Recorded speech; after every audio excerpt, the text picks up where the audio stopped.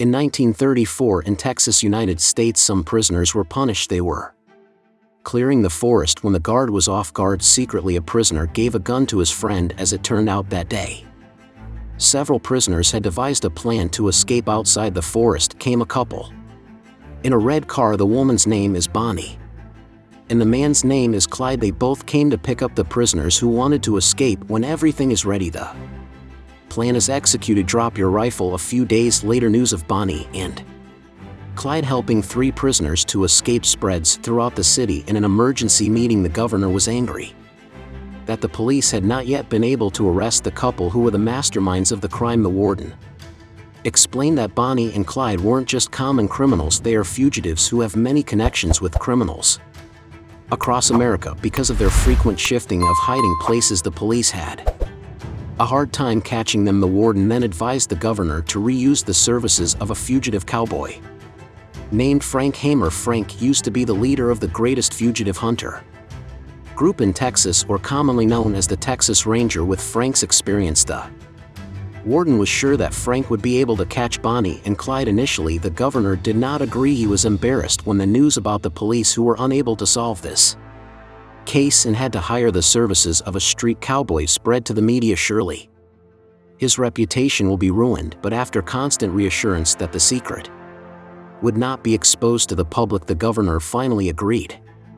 In the afternoon, the warden comes to Frank's house. He informs that the governor wants to hire Frank's services to hunt down Bonnie and Clyde. Hearing the offer, instead of being happy, Frank actually felt a dilemma. Deep down, he was eager to accept the mission, but on the other hand, Frank had promised his wife that he would never do such a dangerous job again. In the midst of that hesitation, Frank's wife came home. When the warden asked Frank's wife for approval to carry out this important mission, the wife was angry and immediately kicked him out. Every day Frank thought about the mission offer. Whenever he turned on the radio, he kept hearing news about Bonnie and Clyde's crimes. As a former cowboy who has hunted fugitives for decades, even though he is now retired, morally Frank feels he must complete this last call of duty. Then he oddly tried a shooting ability. Is it still the same as before?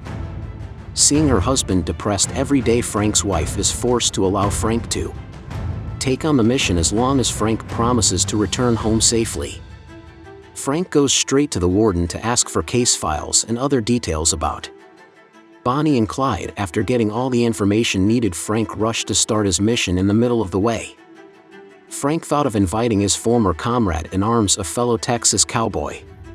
His friend's name is Manny, but when he arrived in front of Manny's house, Frank saw Manny, who was very close to his grandson. Frank thought Manny was now living a normal and happy life, not wanting Manny to be dragged back into a dangerous world. Frank gave up his intentions and left, but Manny knew of Frank's arrival. Frank then bought some guns. When he came out of the shop, Manny was already waiting for him. Manny said that he saw Frank at his house earlier and he was sure Frank would be there to offer him another job like he used to, but Manny was disappointed. Frank left without saying a word. He then said that now his life is a mess. He has a lot of debt and he is unemployed. Even now at home, he only has to take care of his grandchildren. Manny hoped Frank would invite him to join doing a mission again, so he could feel a little useful for the rest of his life. He also informed that now all the other Texas Cowboy members had died and only the 2 of them were left. Feeling that he had no other choice,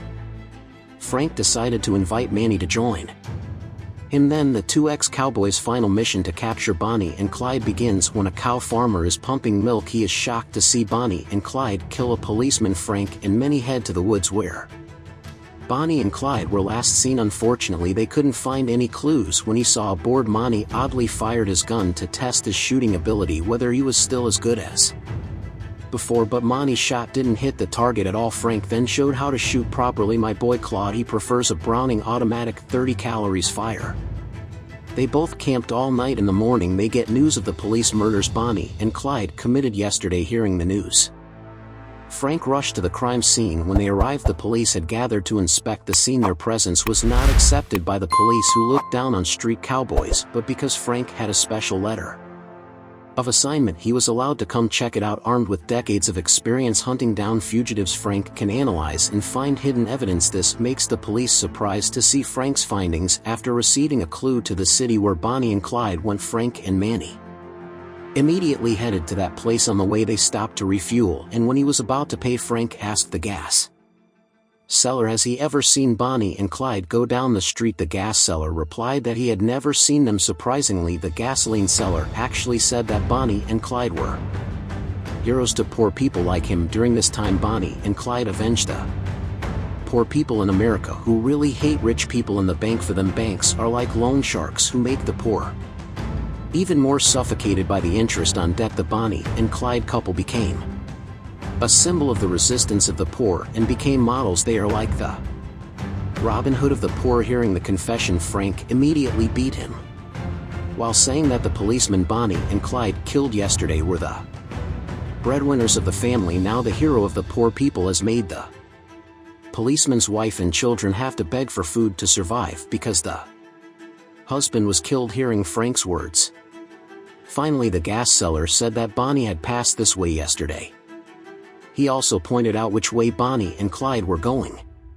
On the way, Frank and Manny passed a slum. Frank couldn't believe it because it was the first time he saw that in a country as big as America there was still a place as poor as this. Even so poor, the people there still use the barter system to get goods and food. That year America was in the midst of a major economic crisis. Rich people only care about themselves without caring about other people whose lives are difficult and even starving. There Frank thinks that it is only right that criminals like Bonnie and Clyde are venerated as heroes because they both steal, but the results are not only enjoyed by themselves but also distributed to the poor people. They arrived at the town where Bonnie and Clyde were at lunch. Manny wanted to go to the toilet. When Manny was in the toilet, suddenly the car of the couple Bonnie and Clyde passed. Manny didn't want to waste the opportunity, so he immediately took a gun and prepared to shoot the two fugitives. Unfortunately, all of a sudden Bonnie and Clyde's fans came in droves. They asked for Bonnie and Clyde's autographs, blocked by many people. Manny did not shoot. He immediately reported to Frank and they soon chased Bonnie and Clyde. Before losing track, Foreign managed to escape. In the evening, Frank and Manny went to a bar. They got info that one of the three prisoners who had escaped was there. The prisoner's name was Wade. While Frank was interrogating him about Bonnie and Clyde's whereabouts, Manny again wanted to go to the toilet. Manny is approached by Bonnie and Clyde fans. They belittled Manny by saying that Manny was old and would not be able to catch their idol. At first Manny could still be patient, but after a while he became emotional. While outside, Frank constantly forces Wade to reveal the whereabouts of the Bonnie and Clyde couple for fear of being arrested, and not wanting to go back to prison, Wade was forced to tell the truth. He said that tomorrow Bonnie was going back to her mother's house. After successfully obtaining the information, Frank and Manny then left. The next day they monitored Bonnie's mother's house. Not long after, a car came. The car driver then threw a bottle containing a secret code letter towards Bonnie's mother's house. When Frank wanted to take the bottle, a boy appeared and picked the bottle, then ran away. When he managed to get the bottle inside, there was a message that said, "See you in a green field." Later that night, Frank and Manny planned to ask Wade what the contents of the message mean, but when they entered Wade's house they were both shocked to see Wade had died horribly. They were sure this was all Bonnie and Clyde's doing because Wade was caught giving the information staring at Wade's body. Frank and Manny felt very guilty. If they hadn't met Wade at the bar, then he might still be alive by now. Even though Wade is an escaped prisoner, he still shouldn't have died. For many, Wade is still too young and still has a chance to change for the better. In the midst of their grief, Frank says that they must stop the Bonnie and Clyde couple as soon as possible before there are more victims. The next day, Frank calls the warden to report Wade's death. After reporting, Manny told Frank that he sensed a hint from yesterday's bottle order. When explored deeper, they both finally found the answer. Where will Bonnie and Clyde go next? Which is the home of one of the three prisoners who once escaped. The prisoner's name is Ivy. Frank and Manny then went to the police station in Ivy's hometown. There they show the governor's letter of intent and